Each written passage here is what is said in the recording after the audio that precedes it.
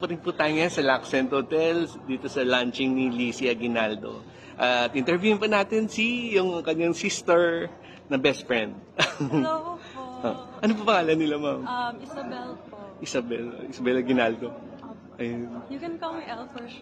Okay. Ano pong special qualities ni Lizzie? You know, At bakit po siya kailangan tangkilikin ng kapwa nating Kabiteño? You know, I feel like she's always had it in her. Growing up po, as in if you see our home videos, sobrang diva niya po growing up. And she's always been the one that was more outgoing compared po sa amin. Sobrang balance talaga namin. Kasi she's the one na sobrang, pag may event, Lizzie, kumanta ka, okay, sige. So I feel like she's always been suited, she's always been ready for this. So I hope that you guys continue to support her on her journey. Because I feel like she really deserves it. And she's been working really hard for this.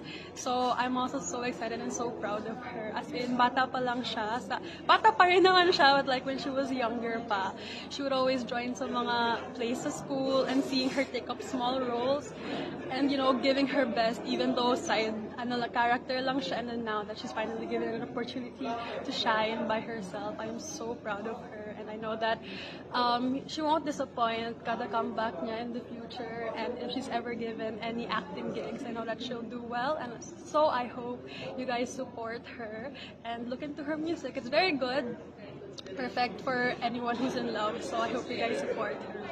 Yun lang po. Ayan. Ano po nakikita niyo sa mga future endeavors ni Lizzie?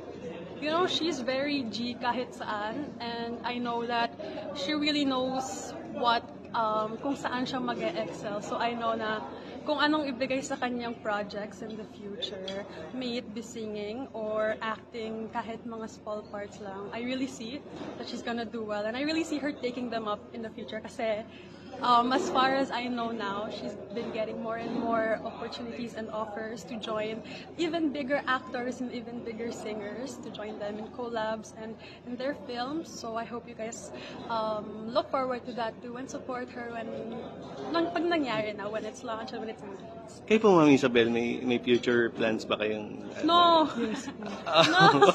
No, I'm currently pursuing a field in medicine, and medicine. I'm focusing on building my career. You want to be a doctor?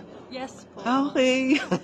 So yun. So, introduce mo po yung this is my suitor. No, not that. Name pa name. Hello, my name is Vince. Hello. Hello. He's also been with Lizzie, dun sa simula pa lang. Okay. Before siya ma-discover, andun na siya, so he's actually seen a lot. And he always tells me this na parang, kasama ako sa discovering Lizzie. From day one. Ano po makikita, masasabi niya, Sir Vince? The moment kay that Lizzie? I stepped first time sa bahay nila, like very charming na siya and very talaga energetic na you can really say that she's really for this line in industry.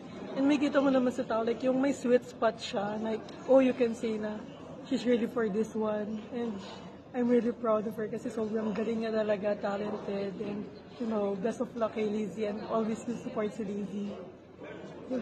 Ayan. Invite niyo po sila tangkilikin si Lizzie. Kahit kayo po sa... Yeah, I hope you follow her in all of her social media accounts, Instagram, Twitter, Facebook, at Lizzie Aguinaldo, and also at YouTube. She makes vlogs now, and I hope you listen to her new single, Baka Pwede Na, available on Spotify, Apple Music, Instagram Music even, and in YouTube under Star Music Philippines. Ayan, Star Music of TikTok, Yeah, she's very TikTok. active. She's a very good dancer, so check that Dancer, out. okay. Panoorin ko rin. All around yan si Lizzie. Kailangan niya ng volleyball player. Yeah. And everything you need. Kung kailangan niyo na mag-play kay Angel kanina sa super MMK.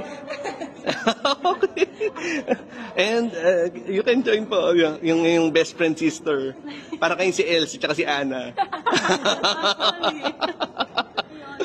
Promote your music one last. Ayan. So, one last time, please don't forget to stream Baka Pwede Na on YouTube po and on Spotify. Thank you so much.